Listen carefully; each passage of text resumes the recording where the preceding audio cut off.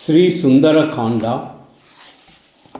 సర్గా 2. హనుమంతుడు రాత్రివేళ లంకలో ప్రవేశించడం. హనుమంతుడిలాగా సముద్రము దాటి త్రికూట పర్వత శిఖరాన ఉన్న లంకాపట్టణము చూశాడు. ఆ పర్వతము మీది చెట్లన్నీ ఆయన మీద పువ్వులు రాల్చాయి. దాంతో ఆయన పువ్వుల గుట్టగా కనపడ్డాడు. 100 ఆమడల సముద్రాన్ని దాటినా అతని కాయాసము కాని బడలిక కాని కూడా కలగలేదు. నేను కొన్ని వందల ఆమడల సముద్రము దాటగలను, 100 యోజనాలు దాటడం ఒక లెక్క అని ఆయన అనుకున్నాడు. పచ్చిక బయళ్ళు, ఉద్యానవనాలు, నదులు, పర్వతాలు, అరణ్యాలు, పూలతో నిండి ఉన్న అనేక వనాలు చూశాడు ఆయన. ఆ త్రికూట పర్వత శిఖరము నుండే ఆయన లంకను చూశాడు. లంకా పట్టణము చుట్టూ గొప్ప అగడత ఉంది. దాని నిండా కలువ పువ్వులు, తామర పువ్వులు ఉన్నాయి. సీతను తీసుకురావడం వల్ల రాముడు దండెత్తు రావచ్చని రావణుడు లంక చుట్టూ చాలామంది రాక్షస వీరులను కాపు కాచాడు. వారందరూ ఆయుధాలు ధరించి అప్రమత్తులై ఉన్నారు. ఆ పట్టణం చుట్టూ బంగారపు ప్రాకారము ఉంది. పట్టణములో తెల్లనైన మేడలెన్నో ఉన్నాయి. చాలా ఎత్తైన బురుజులు, బంగారపు తోరణాలు, పతాకాలు, ధ్వజాలు ఆ ప్రాకారానికెంతో శోభను కూరుస్తూ ఉన్నాయి. ఇలాగా ఆ లంకా నగరము అమరావతిలాగా విరాజిల్లుతూ ఉంది.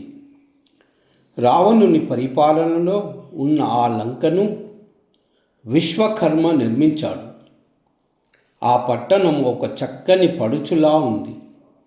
దానికి వక్ర ప్రాకారాలే జగనం, సముద్రమే వస్త్రం, ఫిరంగులు, శూలాలు, శిరోజాలు, బురుజులు, కర్ణాభరణాలు. విశ్వకర్మ మనస్సుతో నిర్మించినట్టుంది ఆ లంక. ఉత్తర ద్వారము దగ్గరికి చేరుకున్నాడు హనుమంతుడు. ఆ లంక కైలాస పర్వత శిఖరములాగా ఆకాశాన్ని అంటుతోంది. ఎత్తైన ఉత్తమ భవనాలతో ఆకాశాన్ని ఢీకొంటున్నట్టు ఉంది. కుబేరుడు ఒకప్పుడు ఆ పట్టణంలోనే ఉండేవాడు. త్రాచుపాముల వంటి క్రూర రాక్షసులు కాక సముద్రానికి కూడా దానికి గొప్ప రక్షణ ఉంది. రావణుడు చాలా వీరుడైన శత్రువు. వానరులు ఇక్కడికి రాగలిగినా ఏమీ లాభం లేదు. దేవతలు కూడా యుద్ధం చేసి ఈ లంకా పట్టణాన్ని జయించలేరు. విషమమైన ఇలాంటి లంకకు వచ్చి రాముడు కూడా ఏమీ చేయలేడు. ఈ రాక్షసులతో సామముగా పని చేయించడం సాధ్యం కాదు. దాన వేద దండోపాయాలు బొత్తిగా పనిచేయవు. వానరులలో అంగదుడు, నీలుడు, నేను, వానర ప్రభువు ఈ 4 మాత్రమే సముద్రము దాటి లంకలో ప్రవేశించగలమేమో.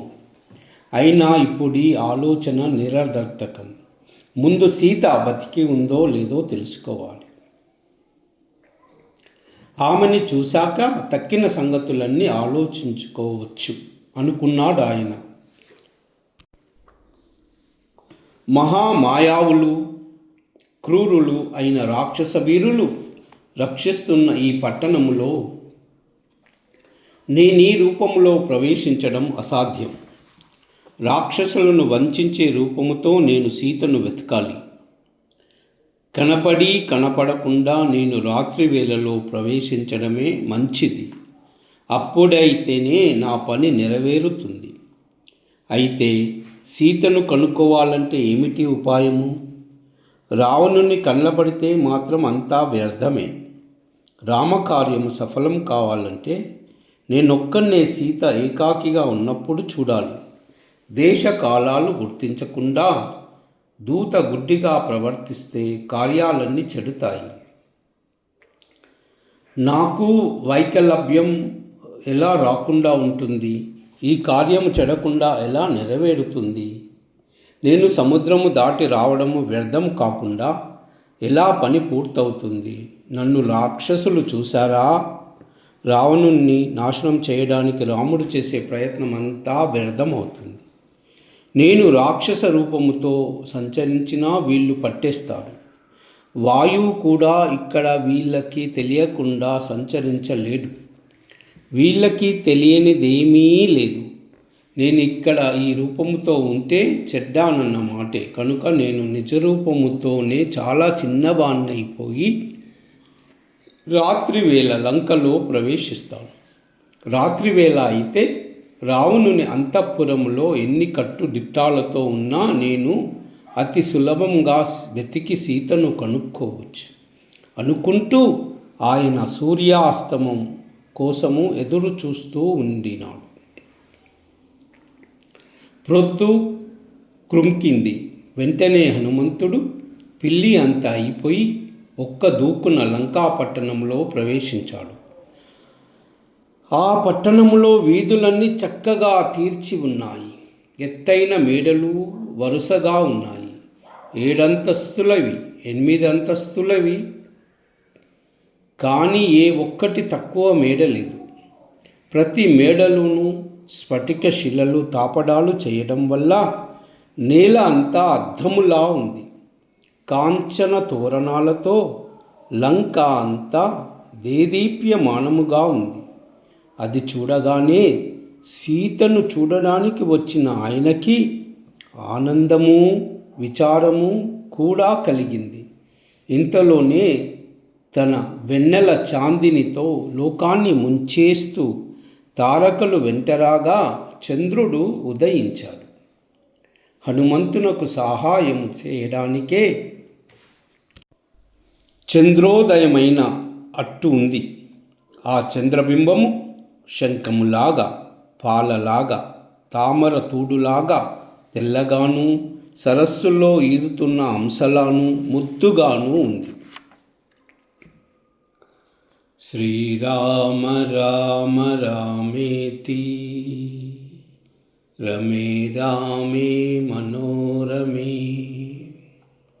సహస్రనామ తత్తుల్యం రామనామవరాననే. సర్వమంగళ.